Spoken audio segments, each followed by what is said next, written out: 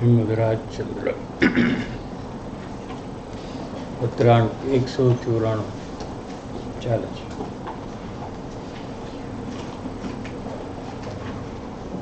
અનાદિથી અજાણ્યો છે એવો અંતર્મુખ થવાનો ઉપાય 236 પેજમાં નીચે.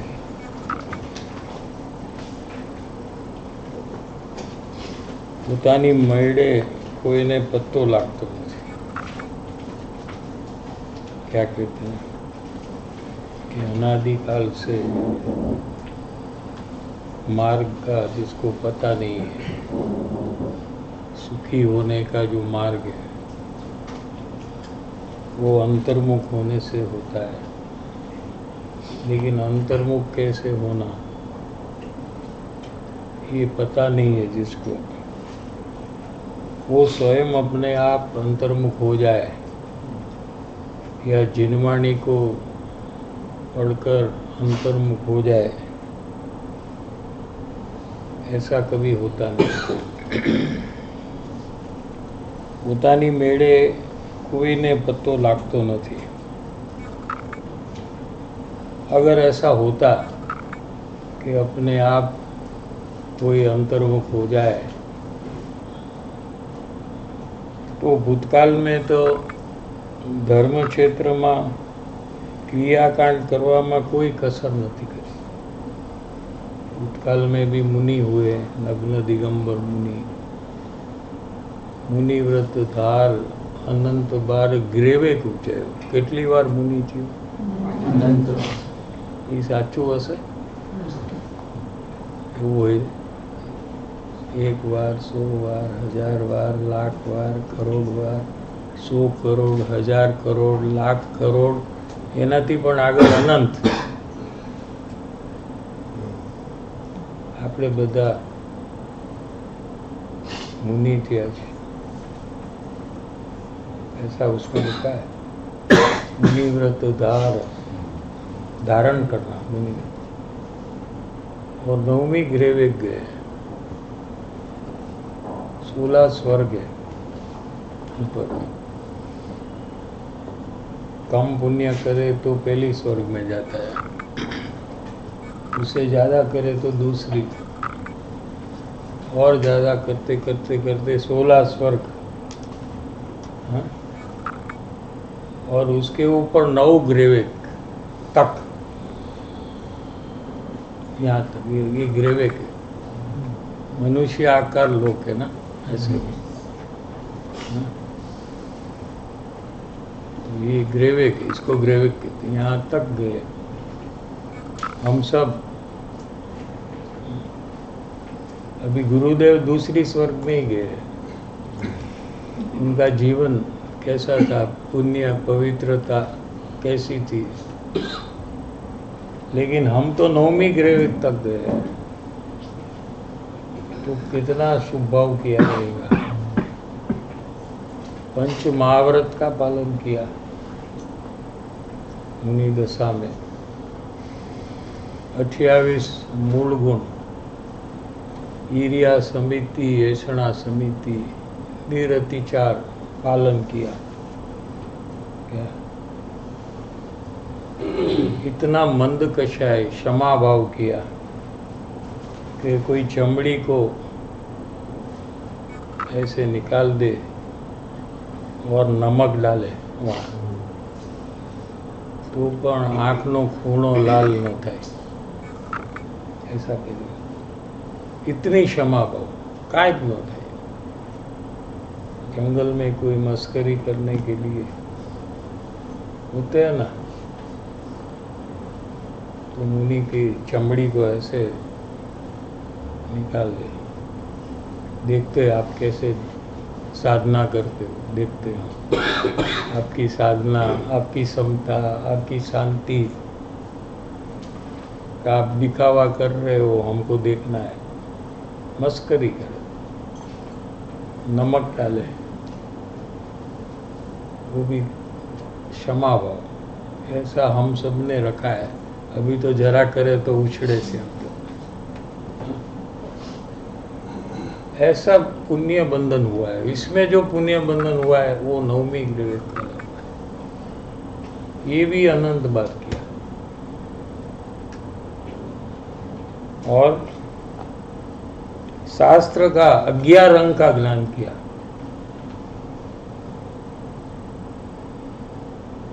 एक अंग पहला, एमा 18,000 पद है और एक पद में 51 करोड़ से ज़्यादा श्लोक है। ये कंठस्थ ऐसे करके 11 अंग तक डबल डबल होता है। उतना जिनवाणी का ज्ञान, उसमें तो समय सार एक बिंदु है, उसमें क्या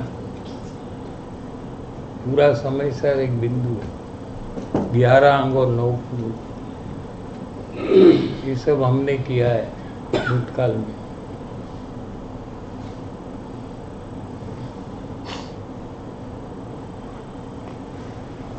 શાસ્ત્ર વાંચવામાં પણ કાંઈ કસર નથી રાખી, कोई कमी नहीं रखी है। पूरी शक्ति से स्वाध्याय आदि की प्रवृत्ति में प्रमाद छोड़कर किया है। तो पण मार्ग मળી गयो होत, इतना करने के बाद भी अगर हमको सच्चा मार्ग मिल गया होता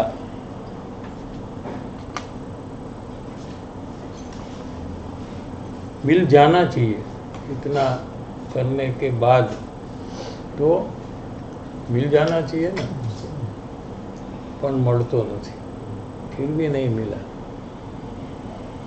क्योंकि जैसे कि ऐसा जाने से आप दीवार तक पहुंच सकते हैं, समझो। उसके बदले आप अबाउट टर्न कर कर बहुत मेहनत कर कर दौड़ते हुए जाएंगे तो कब दीवार के पास पहुंचेंगे? कभी बहुत मेहनत करेंगे तो नहीं, दौड़ेंगे, कुछ भी करो, लेकिन दिशा गलत है। दिशा बदले तो एकदम नजदीक है दीवार। क्या कहा, समझ में आया कि नहीं? आत्मकल्याण करना, उसकी जो दिशा है वो विपरीत हो तो अनंत काल तक आत्मकल्याण नहीं होता है, जैसे अब तक हुआ नहीं है अपना। इसका क्या कारण कि दिशा गलत है, तो दशा गलत है। सही दिशा में जाएंगे तो शीघ्र काम हो जाता है, ऐसा। અને ધ્યાનની પ્રેક્ટિસ કરે। और तीसरा प्रकार लिया, ध्यान में बैठ जाते ना लोग, ध्यान की शिविर में जाते हैं।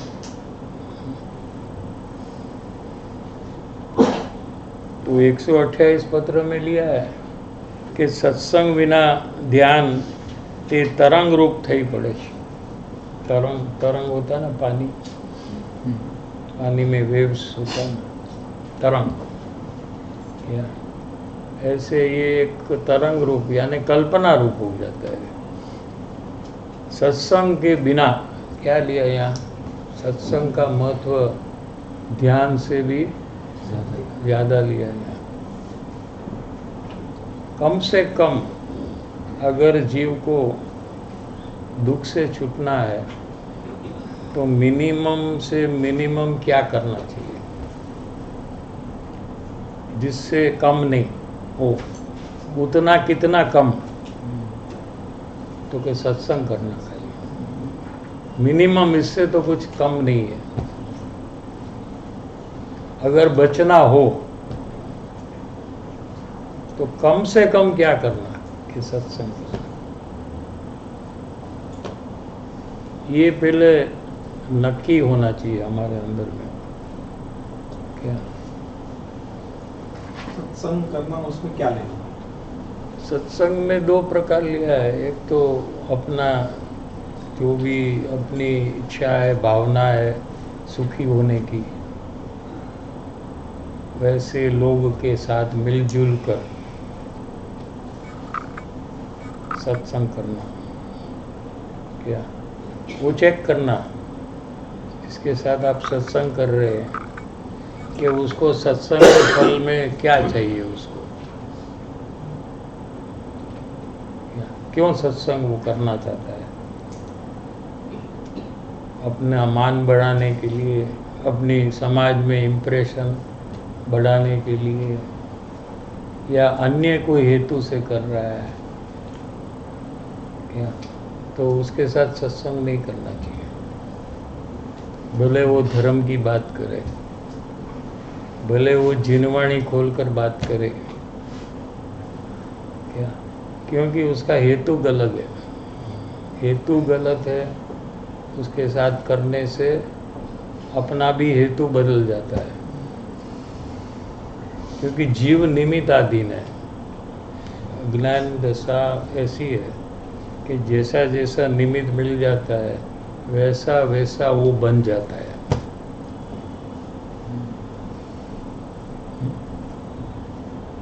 समझ में आ रहा है कि नहीं? तो सत्संगी अगर कोई है जिसको सुखी होना नहीं है, ऐसा उसका निश्चय नहीं है, लेकिन दूसरे लोग करते हैं इसलिए वो करता है, या अन्य कोई कारण से करता है, तो अपने को नुकसान होगा उसके संग में क्या। तो ये हमें चेक करना है कि हमको तो सुख की प्राप्ति करनी है, परिभ्रमण से छूटना है, ऐसा ही उसका गोल होना चाहिए। इसको सेम गुण वाले कहने में आते हैं। सम गुण वाले के साथ मिलजुल कर सत्संग करना, अपने विचार खोलना, अपना दोष व्यक्त करना, अपन जहाँ खड़े हैं उसको बताना, हम कैसे आगे बढ़े उसको पूछना। ऐसे लोग को जो मिलना जुलना है उसको सत्संग कहते हैं। और दूसरा परम सत्संग है, कोई ज्ञानी है उनके संग में रहना, वो परम सत्संग है। 250 पत्रांक में ये बात ली है, अगर आपको देखना है तो उसमें से देखिए।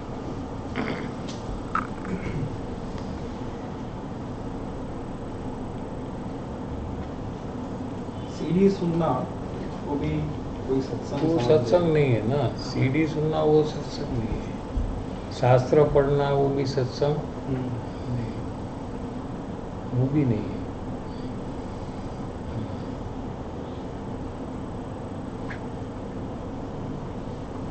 किसी से साथ धर्म की बात करना वो भी सत्संग नहीं है। चलो ना, वो तो मैं सीधी नहीं बात कर रहा। अगर उसका हेतु सुखी होने का नहीं है तो वो भी एक टाइम पास करने के लिए धर्म की बात करता हो तो वो भी कोई लाभ का कारण नहीं है। हम बिजनेस में आगे बढ़ना चाहते हैं तो हम क्या करते हैं? जिसको नुकसान करना है, लॉस करना है, उसके साथ संग करते क्या? पता चले कि इसने बड़ा लॉस किया है तो उसके साथ हम दोस्ती करते व्यापारी होकर, क्योंकि नहीं करेंगे।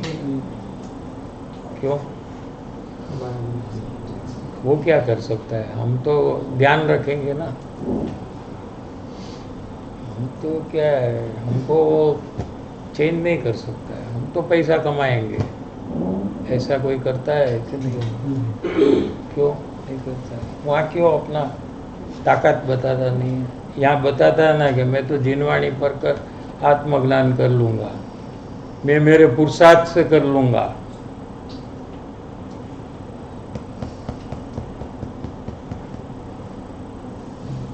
क्या? यहाँ तो ऐसा कहता है ना, मैं तो पराधीनता में मानता नहीं, मैं तो स्वतंत्र पदार्थ हूँ, मेरे में अनंत पुरुषार्थ भरा है। जिनवाणी कहते हैं। निमित्त से कोई कार्य होता कि नहीं होता है? हाँ, तो मैं तो अपने आप कर लूँगा। गलत है, नहीं होगा. મોટા ભાગે તો તે આર્ત ધ્યાન અને રૌદ્ર ધ્યાનનું જ ધ્યાન કરશે. देखो कोई भी जीव विश्व में एकेंद्रीय निगोद से लेकर सिद्ध परमात्मा तक जितने जीव है सब ध्यान में ही है 24 घंटे. आँख खुली हो तो भी ध्यान है, आँख बंद हो तो भी ध्यान है. क्या करें? समझ में आ रहा है? कोई समझे कि आँख बंद कर दे तो उसको ध्यान कहते हैं, और आँख खुली हो तो वो ध्यान नहीं है. ऐसा नहीं है. आत्र ध्यान यानी कोई चिंता में ऐसा उलझा हुआ है कि आजू बाजू में क्या हो रहा है उसको पता नहीं है, क्योंकि वो ध्यान में है. क्या कहा? ध्यान समझ में आया कि नहीं? कोई एक विषय में खो जाना वो ध्यान है. ऐसा खो जाए कि बाकी कुछ पता ही ना चले, तो आप भविष्य की चिंता में खो जाओ तो वो आत्र ध्यान है. समझ में आया? और रौद्र ध्यान के 4 प्रकार है: हिंसा, नंदी, झूठ, चोरी और परिग्रह. 4 प्रकार.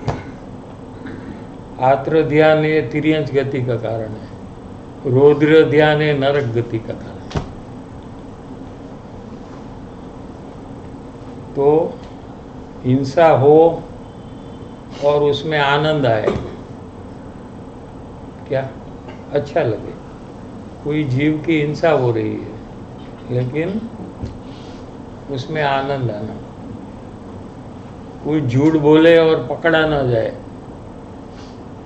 और खुश हो जाए, आनंद में आ जाए कि मैंने इसको उल्लू बना दिया. ये रौद्र ध्यान है. और चोरी करे और न पकड़ा जाए तो खुश हो जाए एकदम कि मेरा जैसा कोई प्लान करने वाला इंटेलिजेंट आदमी नहीं, मुझे कोई पकड़ नहीं सकता.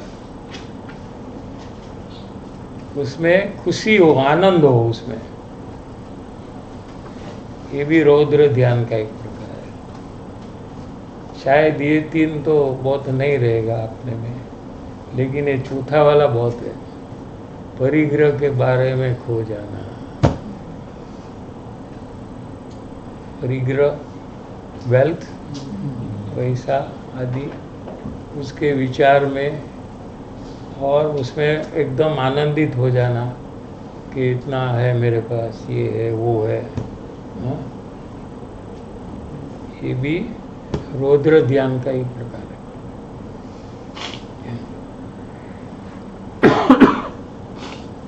ऐसा ध्यान अज्ञानी को होता है. ध्यान करने का जो कर रहा है ना, लेकिन वो अंदर में आत्र या रौद्र ध्यान होता है उसको.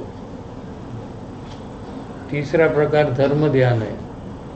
आत्मा का ध्यान है वो धर्म ध्यान है. पुण्य भाव है, धर्म ध्यान नहीं है.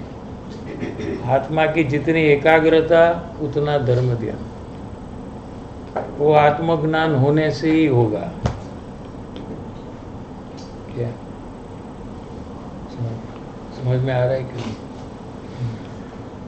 केवड़ी भगवान को भी अंदर आत्मा का ध्यान है.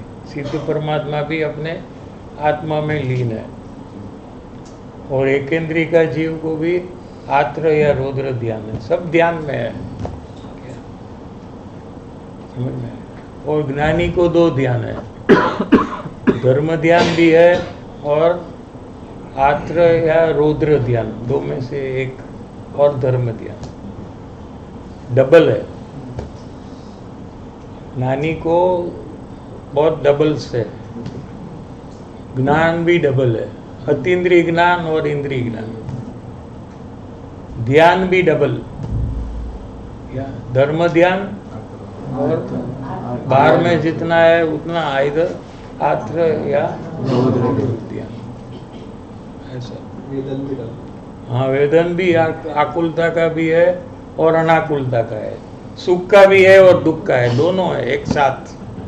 जितना राग है उतना दुख है, जितनी वितरागता है उतना सुख है। गुणस्थान अनुसार वितरागता है, यानी वितरागता अनुसार गुणस्थान है। आपको कौन सा वाक्य पसंद है वो ले लें। तो चतुर्थ गुणस्थान में जितना आत्मा की एकाग्रता है उतनी वितरागता है और उतना सुख है। वितरागता भी है और राग भी है, वे दोनों है, डबल है। चारित्र गुण में आत्मा का स्थिरता का कार्य भी हो रहा है, एक अंश, एक छेड़ा। ये बाल का दो छेड़ा होता ना, एक बाल का एंड में दो छेड़ा होता ना, आपको तो पता है ना। ऐसे चारित्र गुण एक बाल जैसा, उसका दो छेड़ा, एक छेड़ा आत्मा में 24 घंटे रहता है टच कर कर, और एक छेड़ा बाहर में आकर राग द्वेष रूप परिणमता है। दोनों चालू है एक साथ, आगे पीछे नहीं है। अगर आगे पीछे होता तो ये ऐसा आग जाता तो अज्ञानी हो जाते वो। ऐसा आपको ज्ञानी चाहिए कि जो अज्ञानी हो जाए, तो आप क्या कर सकते हैं ऐसे। गुरुदेव श्री को 24 घंटे आत्मा का आश्रय है। एक सेकंड भी आत्मा का आश्रय छूट जाए तो अज्ञान हो जाता है और फिर अनंत बंधन चालू हो जाता है। इसलिए ऐसा हो सकता नहीं है।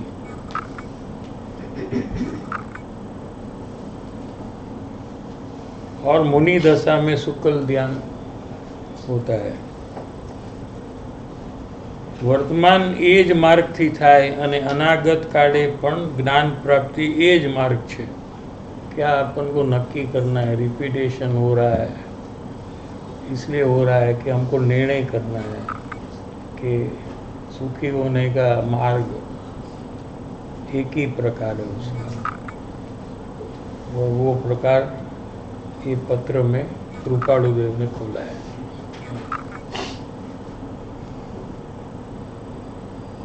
एक ज मार्ग છે। જ્યારે આ વાત આપણી સામે સ્પષ્ટ રીતે આવે છે તો પછી આપણે બીજા વિકલ્પ કે શંકા ઉઠાવી જોઈએ નહીં। दूसरी तरह से भी ये काम होगा, ये भी एक रीत है। जैसे यहाँ आने का रोड्स कितने हैं ना, ये बाजू से भी आ सकते, वो बाजू से भी आ सकते हैं कि नहीं। हाँ, माउंट रोड से भी आ सकते, टी नगर से भी आ सकते। ऐसा नहीं है इसमें एक ही तरह से एक ही मार्ग है, दो तरीके से होता नहीं है।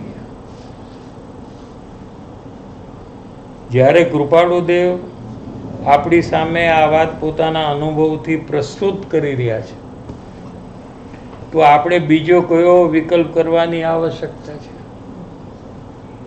કૃપાળુદેવ जैसे महाज्ञानी जब ऐसा कहते कि एक ही मार्ग है तो हमारा स्वच्छंद रहे तो हम मानेंगे कि और कोई तरीके से भी हम काम कर सकते हैं। क्या ये स्वच्छंद है हमारा, अगर हम माने तो આપણે કોઈ બીજો વિકલ્પ ન કરવો જોઈએ। આ જ ક્રમ છે, એક જ માત્ર ઉપાય છે, બીજો ઉપાય છે જ નહીં। જ્યારે બીજો ઉપાય છે જ નહીં તો પછી એ વિષયમાં વિચાર શા માટે કરવો? वो दरवाजा ही बंद कर देना। दूसरी तरह से मुझे धर्म प्राप्ति करनी है, ये जो डोर है उसको लॉक कर कर चाबी समुद्र में फेंक देना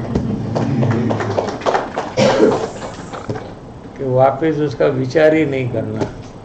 क्या आज हम ये मार्ग से चले या करोड़ भव के बाद चले, लेकिन यही रास्ते से हमको सुख की प्राप्ति होगी, ऐसा हमको अभी निर्णय करना चाहिए।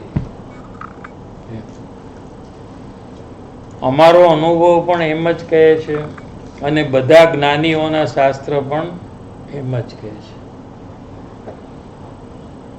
क्या कहा? सर्वशास्त्र बोध लक्ष्य जुआ जेता एच.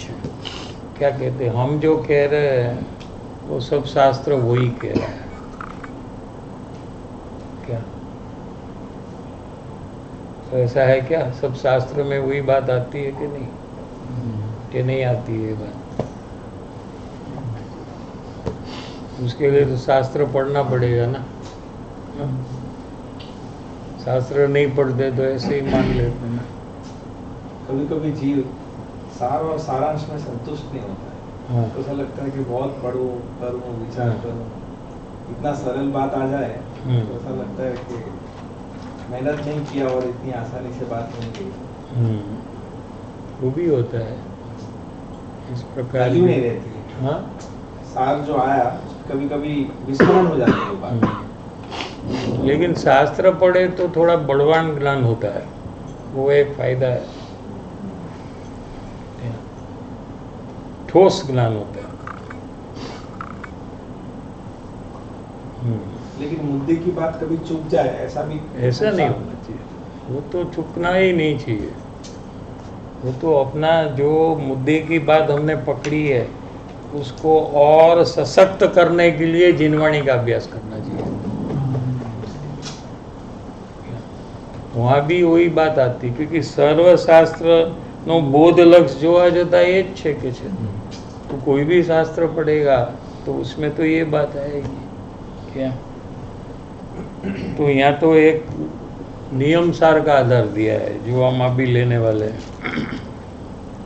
नियम सार की गाथा 53,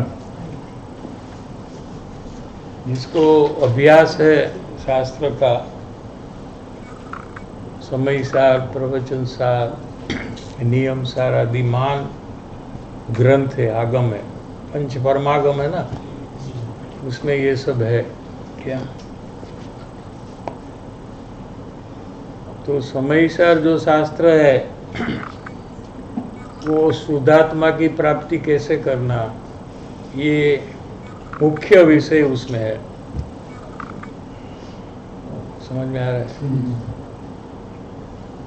और प्रवचन सार जो शास्त्र है उसमें 6 द्रव्य का बंधारण यानी कॉन्स्टिट्यूशन क्या है वो सब का डिस्क्रिप्शन जो केवल ज्ञान का विषय है वो प्रवचन सार है. समझ में आ रहा है कि नहीं? और नियम सार जो है वो शास्त्र मुनि ने मुनि के लिए बनाया है. क्या? मुनि का पुरुषार्थ वृद्धिगत हो और केवल ज्ञान की वो प्राप्ति करे, उस हेतु से कुंदाचार्य भगवान ने नियमसार शास्त्र बनाया. क्या समझ में आ गया कि नहीं? नियमसार शास्त्र किसके लिए बनाया? आचार्य भगवान ने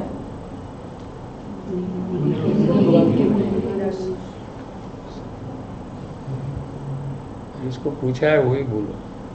अब आचार्य भगवान ने मौनी भगवान के लिए बनाया है जो आगे जाकर केवल ज्ञान की प्राप्ति. हाँ, माने ज्ञानी ने ज्ञानी के लिए बनाया है. दोनों ज्ञानी है. क्या? लेकिन समय सार और प्रवचन सार अज्ञानी के लिए बनाया है. अज्ञानी कैसे ज्ञानी बनता है वो समय सार में है. 17-18 गाथा में है, 38 गाथा है. अनादिनो गांडो घेलो ने पागल, तो ये तो अज्ञानी रहेगा ना, ज्ञानी तो नहीं होगा ना. वो ज्ञानी बन जाता है. आप तो होशियार हो, तो पागल को भी आत्मज्ञान होता है. क्या? और होने के बाद फिर वो चैलेंज करता है. क्या? वो गाथा में 38 गाथा कि पूरे विश्व में पूरा विश्व मिलकर अभी मुझे कोई मोह नहीं करा सकता है. ऐसा मुझे ज्ञान प्रकाश प्रकट हुआ है। एम के छेल्ला क्या कहा, समझ में आया कि नहीं? गांडो घेलो ने पागल, उन्मत्त, एक गुरु के द्वारा समझ गया। गुरु निरंतर समझाता, वो समझ गया और अंतर्मुख होकर आत्मज्ञान की प्राप्ति कर ली। और आत्मज्ञान प्राप्त करने के बाद वो अपने अंदर में चैलेंज करता है कि अभी पूरी दुनिया आ जाओ और आप कोई मुझे मोह नहीं करा सकते। ऐसा मुझे अंदर में ज्ञान प्रकाश प्रकट हुआ है। पढ़ा है कि नहीं आप लोग? लास्ट में ऐसा लिया है, बोलो क्या बात ली है?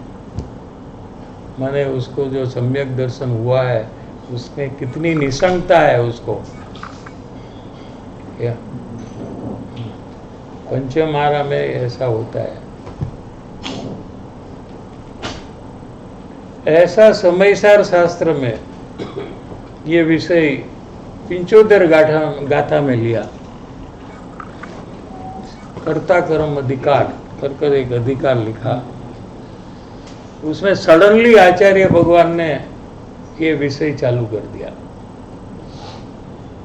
क्या लिया प्रश्न कि कोई आत्मा ज्ञानी थी हो ये कई रीते ओळखाय।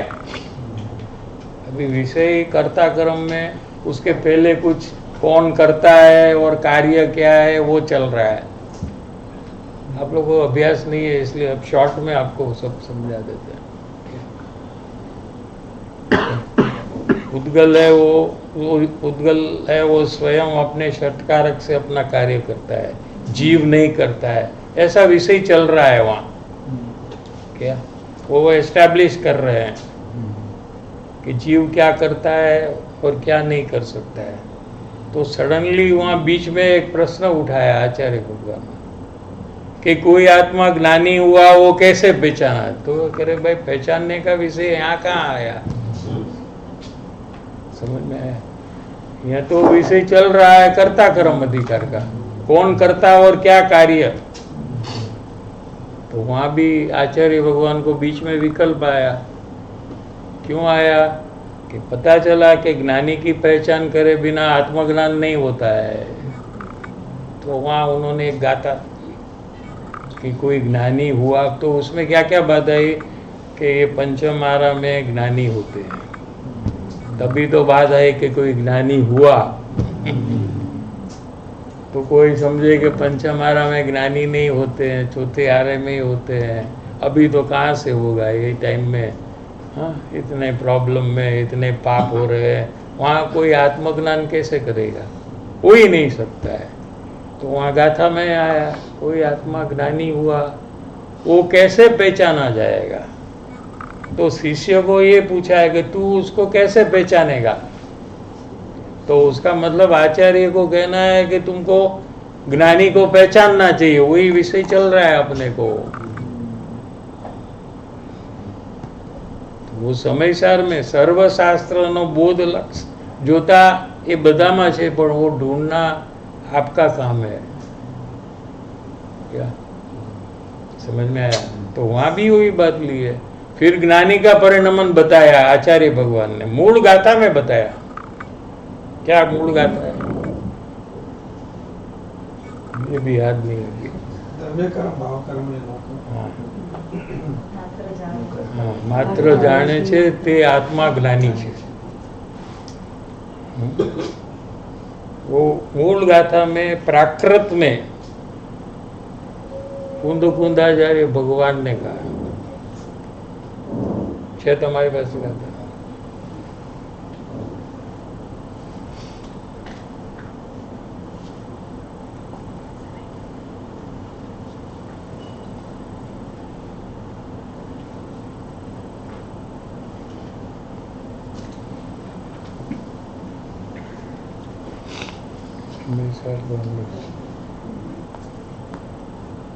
પરિણામ કર્મ તણ हाँ અને નવ કર્મનું પરિણામ છે તે નવ કરે જે માત્ર જાણે તે જ આત્મા જ્ઞાની છે।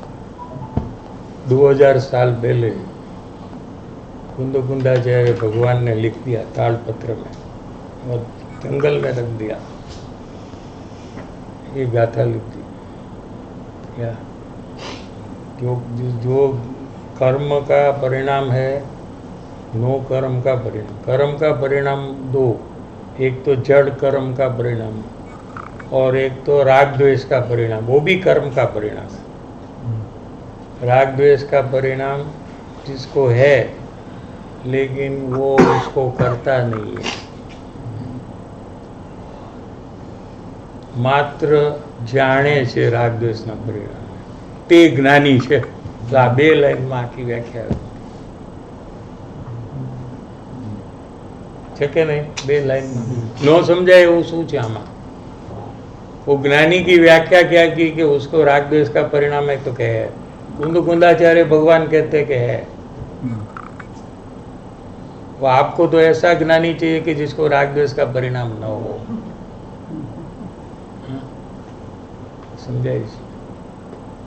अज्ञानी को भी राग द्वेष का परिणाम है, ज्ञानी को भी राग द्वेष का परिणाम है, बराबर है।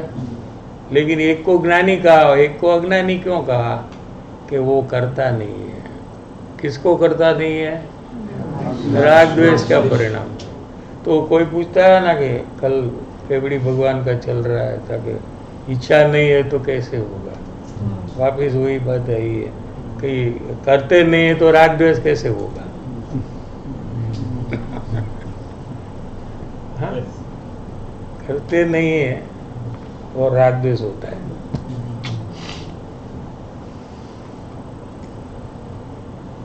अज्ञानी को भी जब करना है तब वो कहाँ कर सकता है? राग करना है तो वो राग नहीं कर सकता है।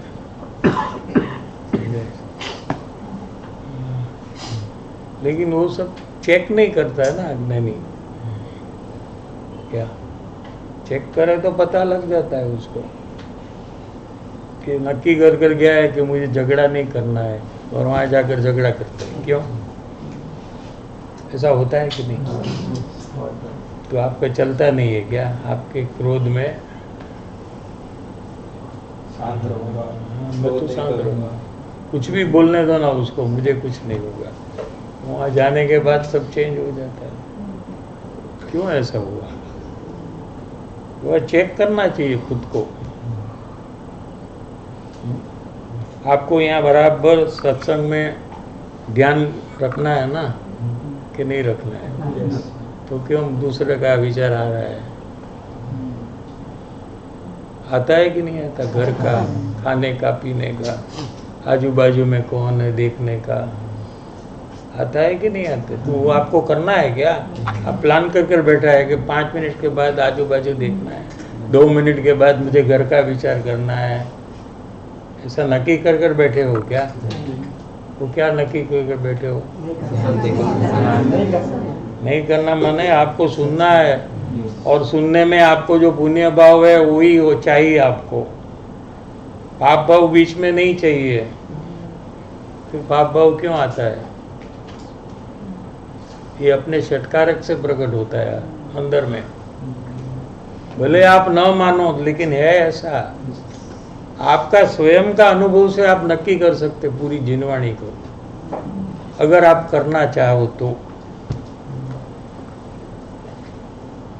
फिर वहां से आप अपना ज्ञान को वहां से निकाल कर वापस यहाँ जोड़ते हैं, और थोड़े टाइम के बाद वापस वो चला जाता है, फिर वापस जोड़ते वापस चला जाता है। ऐसे 1 घंटे में कितनी बार होता है? उसका मतलब क्या हुआ कि कषाय जो है वो अपने षटकारक से हो रहा है। तो ज्ञानी को भी हो रहा है, लेकिन अज्ञानी मानता नहीं है और ज्ञानी मानता है, इतना ही फर्क है। अगर आप माने तो आप ज्ञानी बन सकते हो, अगर बनना है तो ज्ञानी को भी राग द्वेष का परिणाम है ना? लेकिन वो करते नहीं है। किसको नहीं करते? तो क्या करते वो? ये प्रश्न कि जानते हैं राग द्वेष को, ते आत्मा ज्ञानी छे, ऐसा लिया है कुंदाचार्य भगवान ने। तो समय सार में आ गया अभी नियम सार में भी मुनि की भावना, मोक्ष की भावना, अंदर में एकाग्रता कैसे करे आदि, प्रतिक्रमण, प्रत्याख्यान, आलोचना, ये सब बात में बीच में एक 53 नंबर की गाथा में ज्ञानी की बात ले ली है आचार्य भगवान ने, वो लेंगे हम अभी। तो कृपालु देव ने तो બધા શાસ્ત્રોનો ખ્યાલ હતો ને, એટલે એમને તો, लेकिन एक शास्त्र उन्होंने पढ़ा नहीं है कृपालु देव ने, मालूम है आपको? उसका नाम नियम सार है। ये शास्त्र उनके हाथ में नहीं आया है, એટલે એમને જે શાસ્ત્ર લખ્યા છે એ લિસ્ટમાં કદાચ નહીં હોય। સત્શાસ્ત્ર એ ગુરુદેવના પ્રવચનમાં એવું છે આવે।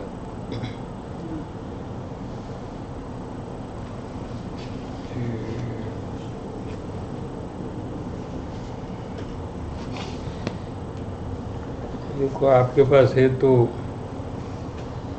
53वीं गाथा खोलो।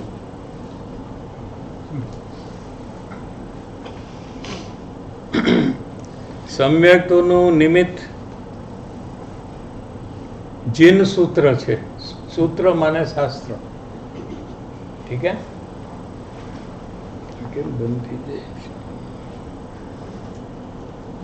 जिन सूत्रना જાણનારા પુરુષોને બંધ થઈ જાય ઘડી ઘડી। હા, એ આપણે તો આ લઈ લે।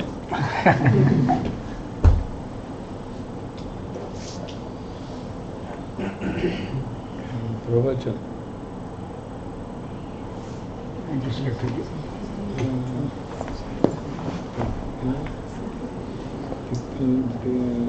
પ્રવચન પીછે છે ને ગુરુદેવનું। अच्छा, आज समयसार सिद्धि नहीं, समयसार से हाँ, समयसार सिद्धि નિયમસાર છે। हाँ, नियम सार से, सॉरी। हाँ, નિયમસાર 53મી ગાથા गई ऊपर गई નહીં નહીં, એનું પ્રવચન છે ને કે નથી? आ नियम सार मूल सार। अच्छा, મૂળ સાર ओके। પ્રવચન એ આપી દે ને પાછું। हाँ,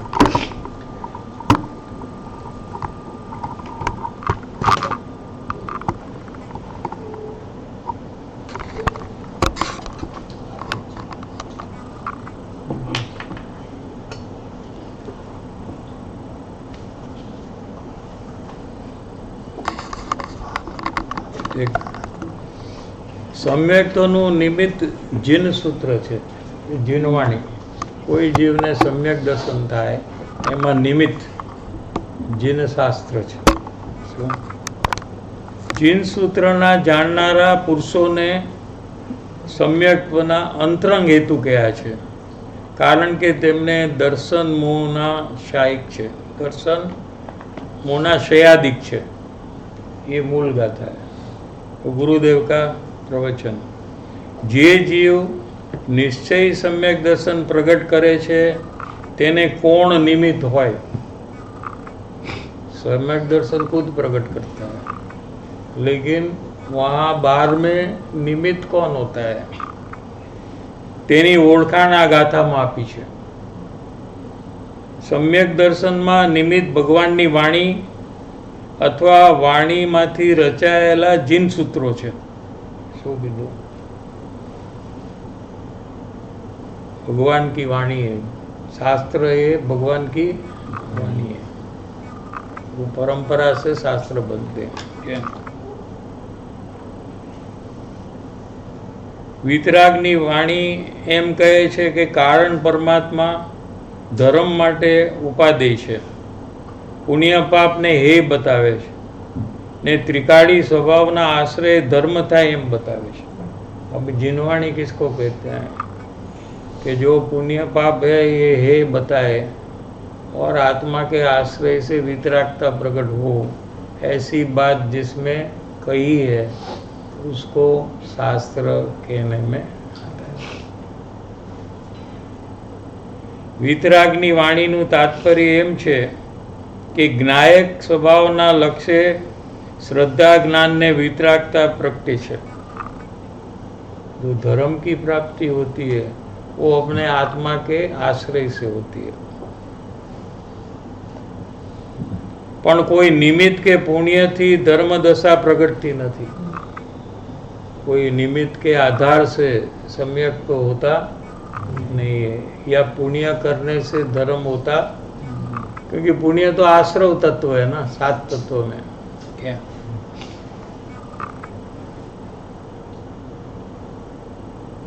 एम जे यथार्थ स्वरूप बतावे ते जीन सूत्र है।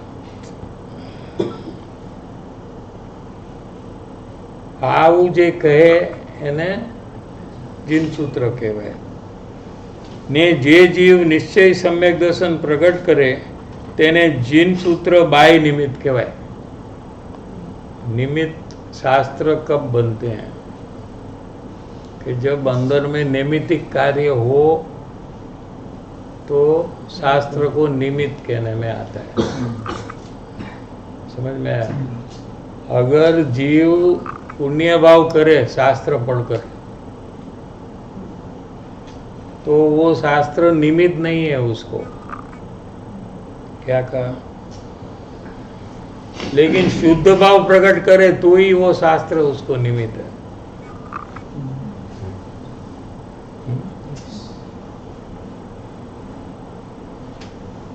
निश्चय सम्यक दर्शन प्रकट करनार जीव ने જ્ઞાની ધર્માત્મા અંતરંગ નિમિત્ત છે।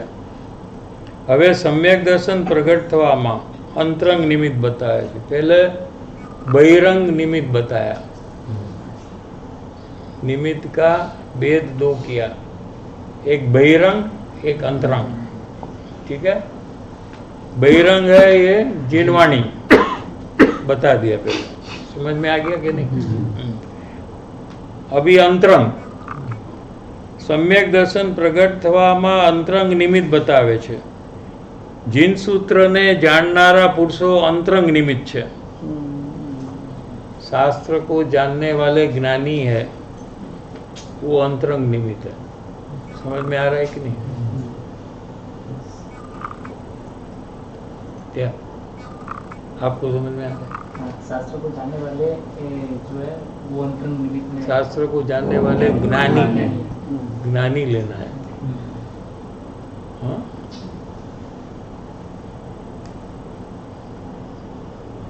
जिन सूत्रों एकला शब्दों निमित्त थता नहीं। शास्त्र के जो शब्द है वो सम्यक दर्शन की प्राप्ति में निमित्त नहीं होते हैं।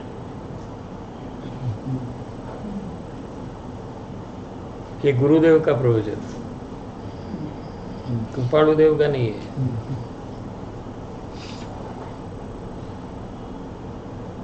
પણ જીન સૂત્રના રહસ્યને જાણીને અંતરંગ પરિણમલ પામેલા એવા જ્ઞાની પુરુષો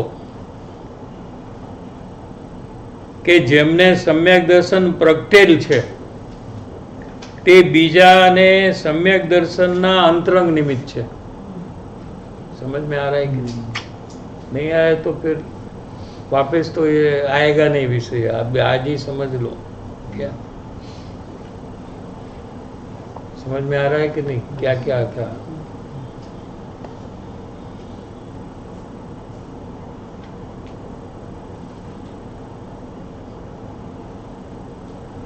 सम्यक दर्शन प्रगटेल छे તે બીજાને સમ્યક દર્શનમાં અંતરંગ નિમિત્ત છે। એમને સમ્યક દર્શન પ્રગટ્યું છે એ જેને સમ્યક દર્શન પ્રાપ્ત કરવું છે એના માટે એ અંતરંગ નિમિત્ત છે। પૂરું કરવું એટલે તમને અંતરંગનો અર્થ શું ગુરુદેવ કરે છે પેલા જોઈ લે। જ્ઞાની પુરુષો તેમજ વાણી બંને પર છે। જ્ઞાની પુરુષો એ પર છે અને વાણી પણ પર છે, અંતરંગ નથી। પહેલા કહા અંતરંગ હે, અભી અંતરંગ નથી। પણ વાણી અને જ્ઞાની પુરુષો બંનેના નિમિત્તમાં भेद बतावा, ऐसा नहीं है फिर भी ये दोनों के बीच में डिफरेंस बताना है। क्या? પણ વાણી અને જ્ઞાની પુરુષો બંનેના નિમિત્તમાં 2 નિમિત્ત है ना, वाणी और જ્ઞાની પુરુષ દો એના બંને નિમિત્તમાં ભેદ બતાવવા વાણીને બાય નિમિત્ત કહ્યું. वाणी कहो कि शास्त्र कहो, शास्त्र भी ज्ञानी की वाणी है. क्या कहा, समझ में आया? और हाँ, और प्रत्यक्ष ज्ञानी की वाणी कोई हाँ वो भी वाणी जो है वो वही ग्रंथारूढ़ होती है ना. ज्ञानी की जो वाणी है, जैसे अब गुरुदेव ने प्रवचन किया, हमने सुना, वो ज्ञानी की वाणी है ना, कि नहीं? वो क्या है? बराबर है. फिर आगे जाकर हमको याद नहीं रहता है तो शास्त्र उसके छपते हैं और वो शास्त्र बनता है. तो शास्त्र ये ज्ञानी की वाणी है. समझ में आ रहा है कि नहीं? हाँ. तो वारंबार हम उसको पढ़कर ऊंडाण से समझ सकते हैं, क्योंकि गुरुदेव तो एक बार प्रवचन करेंगे, रोज वही का वही प्रवचन थोड़ी करेंगे. हाँ? वही गाथा लेकर वापस वही प्रवचन. तो हमको तो वो पुस्तक में से पढ़कर हमको पता चलता है. જ્ઞાની પુરુષો તેમજ વાણી બંને પર છે, અંતરંગ નથી. પણ વાણી અને જ્ઞાની પુરુષો બંનેના નિમિત્તમાં ભેદ બતાવવા વાણીને બાહ્ય નિમિત્ત કહેલ છે અને જ્ઞાની પુરુષોને અંતરંગ નિમિત્ત કહેલ છે. જ્ઞાની પુરુષો પર હોવા છતાં તેમને આમ કેવું છે? ज्ञानी पुरुष तो पर है, फिर उनको अंतरंग क्यों कहा? कि તેમના આત્માનો અભિપ્રાય સામો ધર્મ પામનાર જીવ પકડી લે છે. શું કીધું? समझ में आ रहा है कि नहीं? अलग क्यों किया वाणी को और ज्ञानी को? दोनों पर होने पर भी अलग क्यों किया?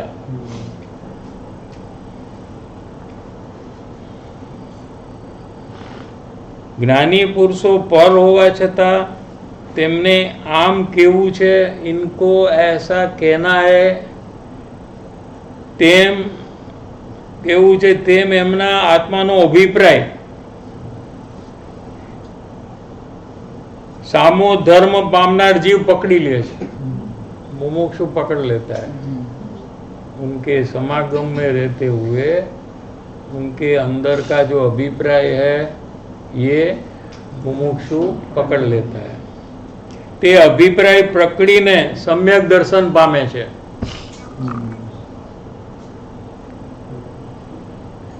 તો જ્ઞાની પુરુષને અંતરંગ હેતુ અને અથવા નિમિત્ત કહેવામાં આવે છે. સમજાય છે કે નહીં? સમ્યક દર્શનમાં જ્ઞાની ધર્માત્માઓને અંતરંગ નિમિત્ત કેમ કહ્યા? આ ઉપરથી નક્કી થાય છે. શું નક્કી થયું આના ઉપરથી? હવે ગુરુદેવ શ્રી કહે છે કે કોઈ અજ્ઞાની જીવ ધર્મ પામવામાં નિમિત્ત ન થાય. पहले तो एक कंडीशन है कि कोई भी अज्ञानी जीव हो तो वो अपने आत्मज्ञान की प्राप्ति में निमित्त हो ही नहीं सकते.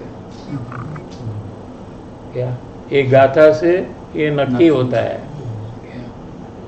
તેમજ એકલા શાસ્ત્ર પણ નિમિત્ત થતા નથી. લો ये गुरुदेव कहते हैं एकला शास्त्र कोई अपने आप पढ़ ले और उसको आत्मज्ञान हो जाए, उसके आत्मज्ञान में वो निमित्त हो जाए, ऐसा बनता नहीं है. सम्यक दर्शन पामनार ने एक बार शब्द लिया है. ચૈતન્ય જ્ઞાનીના નિમિત્તના યોગની જરૂર હોવી જોઈએ. હોવો જોઈએ. શું કીધું? એક બાર કમ સે કમ જ્ઞાનીના ચૈતન્ય જ્ઞાની. शास्त्र है चैतन्य ज्ञानी नहीं, जड़ ज्ञानी. जड़ है वो, उसको पता नहीं है, उसको ज्ञान नहीं है. क्या? सजीवन मुक्ति. हाँ, सजीवन मूर्ति. चैतन्य ज्ञानीना निमित्तनो योग જોવો જોઈએ. સતને સત જ નિમિત્ત હોય પણ અજ્ઞાની નિમિત્ત ન હોય, તેમજ એકલા શાસ્ત્ર પણ નિમિત્ત ન હોય.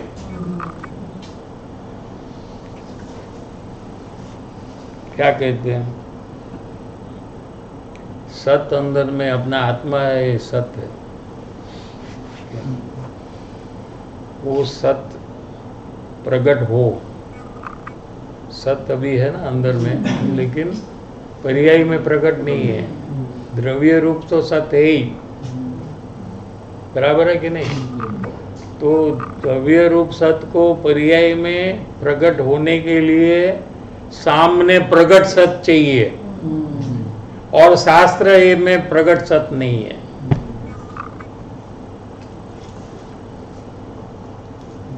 क्या कहा, समझ में आया कि नहीं?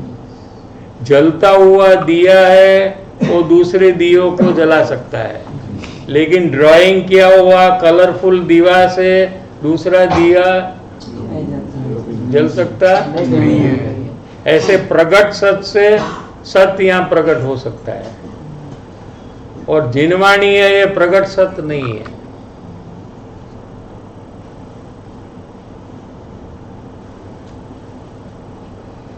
अज्ञानी निमित्त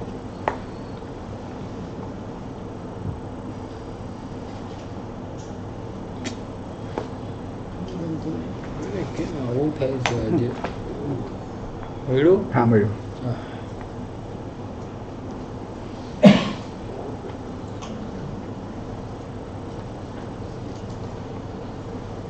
અજ્ઞાની નિમિત્ત હોય ન હોય, તેમજ એકલા શાસ્ત્ર પણ નિમિત્ત ન હોય. અહીં પરાધીનતાની વાત નથી. કોઈને એમ લાગે કે આ તો હવે પરાધીનતા થઈ ગઈ, અમે તમે સ્વતંત્રતાની વાત કરતા હતા, એનું શું થયું? એકવાર કહો છો કે સ્વતંત્ર પદાર્થ છે આત્મા, એને કોઈની જરૂર નથી, અંદરમાં પુરુષાર્થની ખાંડ છે. હા મજા આવે. હા, એમાં બહુ હવે તો આ તો પરાધીનતા કે હવે એકવાર તો અમને કોઈ જ્ઞાનીનો યોગ મળવો જોઈએ. હા, અહીં પરાધીનતાની વાત નથી, પણ નિમિત્તનું જ્ઞાન કરાવ્યું છે. સમ્યક જ્ઞાન પ્રગટ થતા સ્વ પર પ્રકાશક સ્વભાવ ખીલતા, સ્વને જાણતા, સ્વ પોતાનો આત્માને જાણતા, પર પ્રકાશ જ્ઞાનમાં આવા નિમિત્ત હોય તેમ જાણી લે છે. અહીંયા આત્મજ્ઞાન થયું તો સામે નિમિત્ત પણ કોઈ જ્ઞાની હોય, એવું જ સ્વ પર પ્રકાશક જ્ઞાનનો पर्याय છે. केसर लेवा जती वक्ते, केसर को क्या कहते हैं? पता है ना? केसर लेवा जती वक्ते डब्बो बारदान तरीके होय, पण कोथड़ो बारदान तरीके नो होय. कोथड़ा में केसर नहीं होता है, डब्बे में होता है ना, कि नहीं? एग्जाम्पल, उसको खो नहीं जाना.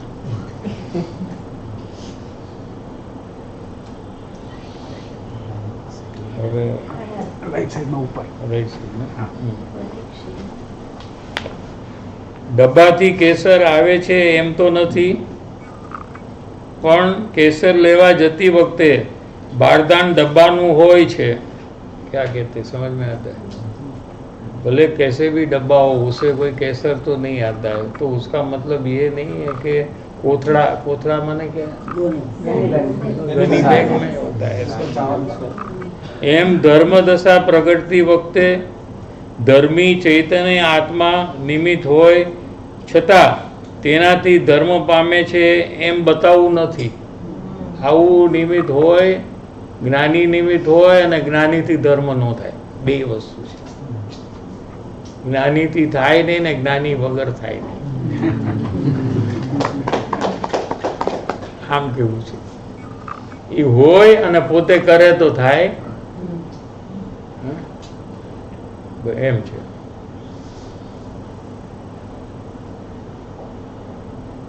જ્ઞાની પુરુષોને અંતરંગ હેતુ કહેવાનું કારણ એ છે કે જ્ઞાની પુરુષોને દર્શન મોહનો ક્ષય ઉપશમ અથવા સંક્ષમ હોય છે.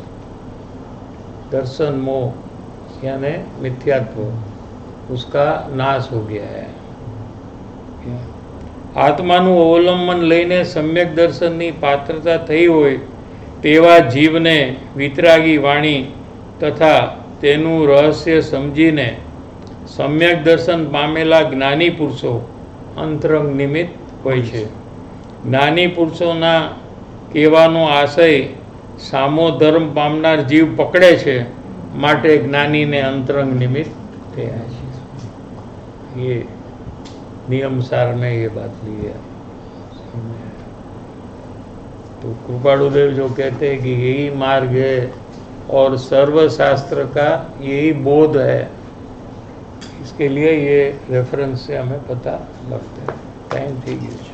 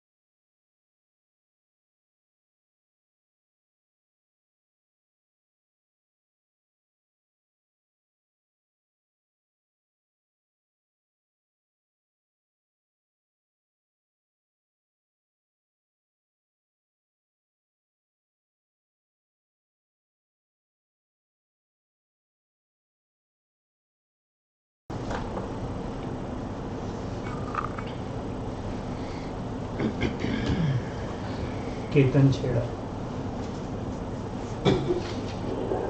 જય જિનેન્દ્ર પૂજ્ય સાહેબજી. કાલે એમ વાત આવી કે સ્વાર્થી થઈને મને મારું કાર્ય કરવું છે, મારું દુઃખ કોઈ લઈ શકે તેમ નથી, પણ પૂર્વકર્મને ન્યાય આપવા માટે મારે ત્યાં ઊભા રહેવું પડે છે અને મને પૂર્ણ સુખી થવું છે, મને દુઃખને મટાડવું છે. તો આ બે વાતને હું કેવી રીતે બેલેન્સ કરું, પ્લીઝ માર્ગદર્શન આપજો સાહેબજી. બધાને પૂર્વકર્મનો ઉદય છે, એટલે પૂર્વકર્મના ઉદય વગરનો તો કોઈ જીવ છે જ નહીં. એવું નથી કે પૂર્વકર્મનો ઉદય પતી જાય અને પછી આપણને આત્મકલ્યાણ માટે ટાઈમ મળે ત્યારે કોઈ પૂર્વકર્મનો ઉદય ન હોય અથવા કોઈ સંસારિક ક્રિયા આપણે ન કરવાની હોય, એવું કોઈને ક્યારે પણ બનતું નથી. જે પૂર્વકર્મનો ઉદય છે એમાં ઉપલા ઉપયોગે એ બધા કાર્ય થઈ શકે અને અંદરમાં પોતે પોતાનું કામ એ સંસારિક કાર્ય કાળે અંદરમાં કરવું જોઈએ. સમજાય છે કે દાખલા તરીકે આપણે વેપાર કરતા હોઈએ કે જોબ કરતા હોઈએ તો એ આપણા પૂર્વકર્મને કારણે આપણે એ પ્રવૃત્તિમાં રોકાયેલા છીએ. બરાબર છે?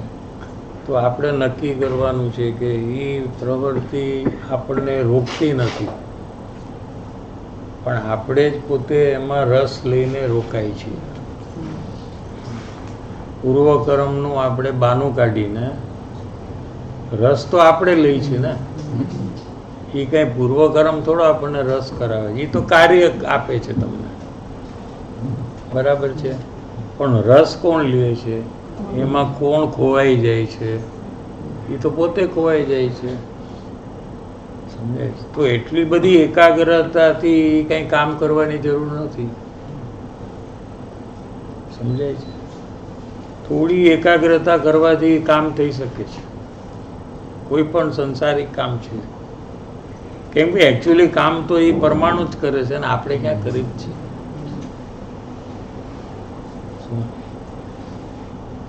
બધાય કામ કોણ કરે છે? એ પરમાણુ જે છે, રોટલી કોણ બનાવે છે? કોણ?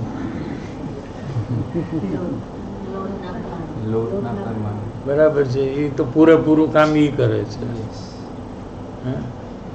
બરાબર છે. એમ સમજણમાં આપણે નક્કી કરી નાખીએ તો આપણી એકાગ્રતા ઘટી જાય, તો આપણા ઉપરના ઉપયોગે એ કામ થાય અને મૂળમાં આપણે પ્રયાસ આપણો કરી શકીએ. પણ હું રોટલી કરું છું એમ જ્યાં સુધી છે એ જ એકાગ્રતાનું કારણ થાય છે. એમાં આટલું બધું ખોવાઈ જાય છે આ જીવ. શું એનું કારણ કરતા બુદ્ધિ છે કે હું કરી શકું છું, મારાથી થાય છે. એ જે ખોટી માન્યતા છે એ જ એને એમાં એકાગ્રતાનું કારણ થાય છે. જ્યારે વેપારમાં બી જો એ જીવ નક્કી કરે કે જે પણ વેપાર થવાનો છે એ પૂર્વકર્મ અનુસાર જ થવાનો છે. આપણે ગમે તેટલી પ્લાનિંગ કરશું તો કાંઈ એનાથી કાંઈ ફરક પડવાનો નથી. છતાં બી આપણને ખબર નથી કે શું થવાનું છે, એટલે આપણે પ્લાનિંગ કરી છીએ. સમજાણું? કોઈ કહે તો અમે પ્લાનિંગ જ નહીં કરીએ, પણ આપણને ખબર નથી ને શું થવાનું છે. ખબર હોય તો પછી પ્લાનિંગ કરવાની જરૂર નથી. આપણને ખબર નથી એટલે આપણે પ્લાનિંગ કરી છીએ. પ્લાનિંગ કરવાથી ક્યારેક થાય અને ક્યારેક ન થાય, ત્યારે એમ નક્કી કરવાનું કે પ્લાનિંગથી તો થતું જ નથી, પૂર્વકર્મથી થાય છે, એમ નક્કી કરતા જવું. તો આપણું કામ અંદરમાં ચાલુ થઈ ગયું ને. કહે છે ને કે અંદરમાં આપણું કામ કેવી રીતે કરવું? પૂર્વકર્મ આપણને કામ કરવા નથી દેતું. એવું કાંઈ છે જ નહીં. સંસારના બધા જ કાર્યની વચ્ચે આપણે આપણું કામ પૂરું કરી શકીએ આત્મજ્ઞાન સુધીનું, અને એના સિવાય બે કંઈ ઓપ્શન જ નથી કોઈને. શું સમજાય? અગર ઓપ્શન હોય ને તમે બધું છોડી શકતા હો, કામ બધું, એટલી તમારી પાસે એટલી મૂડી હોય કે તમારે કામ કરવાની જરૂર ન પડે, તો એ કરવાનું. તો પછી કરીને આપણે રિટાયર થઈ જવાનું અને આપણે આપણા કામમાં લાગી જવું જોઈએ. પણ એ ન થઈ શકતું હોય ત્યાં સુધી તો બે આપણે કામ કરવા પડશે. ઉદયને બદલવાના પ્રયાસ કરવા કરતા એ ઉદયમાં હું કેવી રીતે કામ કરું એનો વિચાર કરવો જોઈએ. કે આને જરા બધું ઠીક કરી નાખું પછી હું કામ કરું. એ બધું કરવાની બદલે આપણે એ વખતે આપણે કેવી રીતે પ્રોગ્રેસ કરવો એના ઉપર આપણે ફોકસ કરવું જોઈએ. તો એ કરવાથી આપણો પ્રોગ્રેસ પણ થશે અને બધું કામે હરખું થવા મળશે. કારણ કે કામમાં ધ્યાન દેવાથી નવું પાપ થાય છે. ઓલરેડી પાપનો તો ઉદય છે એટલે એ પ્રોબ્લેમ છે. અને નવું એકાગ્રતાથી નવું પાપ કરીને જૂનું નવું બે ભેગું થઈ જાય છે એટલે વધારે પ્રોબ્લેમ થાય છે. સમજાણું કે નહીં? નથી બેસતું? समझ में आ रहा है ना? अभी आपको समझो कि 100 परमाणु है पाप के, उसका फल आ रहा है जो आपको पसंद नहीं है. अरे यार केवी रीते हम बहु हैरान थी गया अमे तो. बराबर છે? करेक्ट? હવે તમે એમાં એકાગ્રતા કરો તો એ કયો પાપ છે કે પુણ્ય? બોલો શું છે? અને પ્રયોગ કરો તો પુણ્ય છે કે પાપ? સમજાય છે કે નહીં? હવે તમે નવું 25 પરમાણુનું પાપ કર્યું તો 100 ઓલરેડી છે તો 125 નું રિઝલ્ટ આવશે. તો એ તો હજી ખરાબ આવશે. 100 માં જ થાકી ગયા છે તો 125 માં શું થશે? અથવા લંબાશે. જે 1 મહિનામાં પતવાનું હોય એ 5 મહિને પતશે. કારણ કે આ નવા એડિશનલ આવ્યા ને તો ઓલાને ખલાસ થતા વાર લાગે ને કે ન લાગે? ન્યાયથી સમજાય છે કે નહીં બધું? 100 ને સમજો કે 1 મહિનો લાગે તો 125 ને 2 મહિના, 1.25 મહિનો લાગે. વળી એમાં વળી પાછા બીજા નવા કરો, હજી લંબાણું તો એની પછી ચિંતા કરો, આકુરતા કરો, દ્વેષ કરો, હા, ઝઘડા કરો, વળી પાછું નવું એડિશનલ થાય તો પાછું વળી એક્સટેન્શન થાય.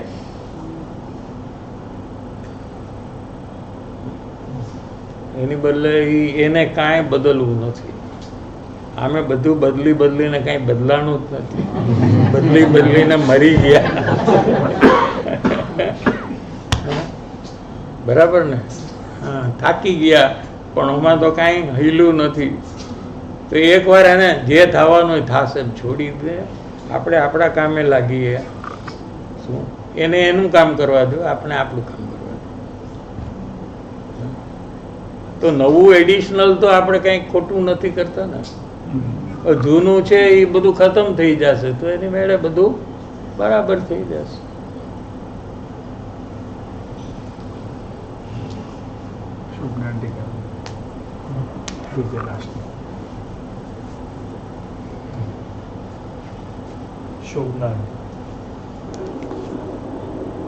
વંદન સાહેબજી, હમણાં વાત આવી ભવિષ્યનો, મારે મરણ પછીનો વિચાર કરવાનો, ક્યાં જઈશ, શું થશે, એ વિચાર 5 મિનિટ કરું છું ને એટલો ભય લાગે છે. તો એમાં મારે શું કરવું, એમાં માર્ગદર્શન આપજો સાહેબજી. જય જિનેન્દ્ર. ભય લાગે છે એ તો બહુ સારું ચિહ્ન છે, તો એને ચાલુ રાખવું જોઈએ. અને આપણે જે પ્રયાસ કરવો હોય એ પ્રયાસ પણ ચાલુ કરી દેવો જોઈએ, જેનાથી આપણું ભવિષ્ય બગડે નહીં. આપણું ભવિષ્ય કેમ બગડ્યું કે આપણે જે કર્યું છે ખોટું એ છે ને. સમજતું તમારું ભવિષ્ય ખરાબ લાગે છે તો એનું કારણ પણ તમને ખબર હશે ને કે કેમ એ ખરાબ છે, કે એ નથી ખબર. ખાલી ભવિષ્ય ખરાબ છે એટલું જ મને ખબર છે. તો કયા કયા ભાવ કર્યા એ ખબર છે ને, તો પછી બધા ભાવ છોડવાનું ચાલુ કરી દે. ભય લાગ્યો હોય તો, સાચે સાચ ભય લાગ્યો હોય તો એ ભાવ છોડ્યા વગર એ જ નહીં જીવ.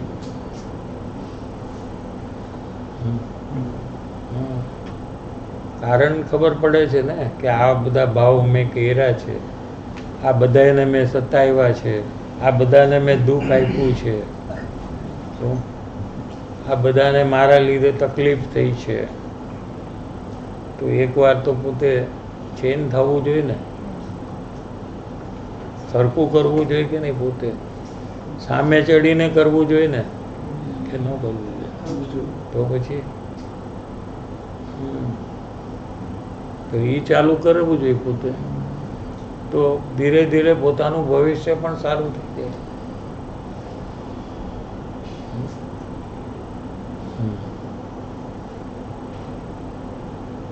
संगीता डाकलिया. जय जिनेन्द्र साहेब जी, वंदन साहेब जी, आप मुझे अपनी आत्मा की चिंता में आने के लिए कह रहे हैं, जिसकी चिंता से मेरा परिभ्रमण मिटेगा. लेकिन मैं सतत परिवार, बच्चों की चिंता और भय करती हूँ. थोड़ी देर तत्व विचार तो करती हूँ, पर वापस जैसा जो प्रसंग आता है मैं वापस वही चिंता भय करने लगती हूँ. साहेब जी, मुझे कैसे रहना, प्लीज मार्गदर्शन दीजिए ना. जय जिनेन्द्र पूज्य साहिब जी. तो क्या है कि हम ऐसा समझते हैं कि हम चिंता करेंगे तो सब ठीक हो जाएगा. ये जो हमारी गलत मान्यता है. क्या अगर चिंता करने से सब ठीक हो जाता तो कर्म से क्या होता, तो फिर पूर्व कर्म क्या करता है. अगर पूर्व कर्म करता है तो आपकी चिंता क्या करती है. पहला तो ये नक्की करना चाहिए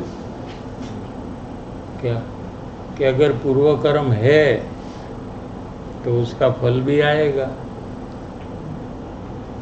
ठीक है, तो चिंता करने से उसमें कोई परिवर्तन आने वाला नहीं है. उसके बदले जो योग्य कार्य है वो करें. चिंता करने के बदले जो जरूरी है वो करें, चिंता छोड़कर, और अपना प्रयास चालू कर दें।